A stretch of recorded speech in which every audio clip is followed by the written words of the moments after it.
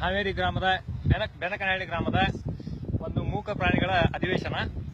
ನೋಡಿ ಪ್ರಿಯ ಮಿತ್ರರೇ, ಒಂದು ವಿಷಯ ಏನೆಂದರೆ, ಈ ಮೂಕ ಪ್ರಾಣಿಯಾದ ಎತ್ತು ಮಾಲೀಕನ ಬಿಟ್ಟು ಮತ್ತೆ ಯಾರು ಹೊಡೆಯಲು ಅವಕಾಶ ಕೊಡುವುದಿಲ್ಲ. ಅಂದ್ರೆ ಮೂಕ ಪ್ರಾಣಿಗಳ ಒಂದು ಮುಗ್ಧತೆ ಮತ್ತು ಅವುಗಳ ಬುದ್ಧಿ ಚಾಣಾಕ್ಷತೆ ಹೇಗಿರುತ್ತೆ ಅಂದ್ರೆ, ಮಾಲೀಕ ಎತ್ತನ್ನ ಹೊಡಿತಾ ಇದ್ರೆ ಅದು ಹೋಗುತ್ತೆ. ನೋಡಿ ಈ ಮೂಕ ಪ್ರಾಣಿಗಳು ಎಷ್ಟು ವಿಚಿತ್ರವಾಗಿದೆ ಅಂದ್ರೆ, ಇವಾಗ ನೋಡಿ ನಮ್ಮ ಎತ್ತಿನ ಮಾಲಕ ಎತ್ತನ್ನ ಹೊಡಿತಾ ಇದ್ದಾನೆ. ಇವಾಗ ನೋಡಿ ನಮ್ಮ ದೋಸ್ತಾದ ಮತ್ತೊಬ್ಬ ಬರ್ತಾನೆ ಇವಾಗ ಎತ್ತಿನ ಹೊಡಕ್ಕೆ. ನೋಡಿ ನೋಡಿ ಎತ್ತು ನೋಡಿ ಯಾವ ತರ ಇದು ಮಾಡುತ್ತೆ ಅಂದ್ರೆ, ನೋಡಿ ಹೌದಾ, ಪ್ರತಿಯೊಂದು ಹೆಜ್ಜೆಯನ್ನು ಮುಂದಕ್ಕೆ ಹೇಳೋದಿಲ್ಲ.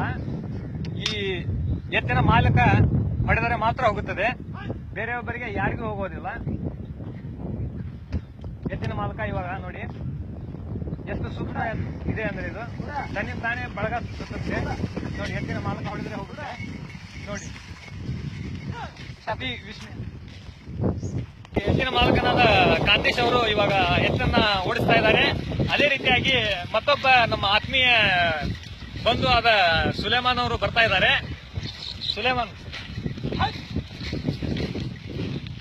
ಅವರು ಇವಾಗ ಎತ್ತನ್ನ ಹೊಡಿತಾ ಬರ್ತಾ ಇದ್ದಾರೆ. ಎತ್ತು ಯಾವ ರೀತಿ ಮಾಡುತ್ತೆ ಅಂತ ನೋಡಿ ನೋಡಿ ನೋಡಿ ಒಂದು ಹೆಜ್ಜೆಯನ್ನು ಮುನ್ನಡೆಯೋದಿಲ್ಲ. ಅದೇ ರೀತಿ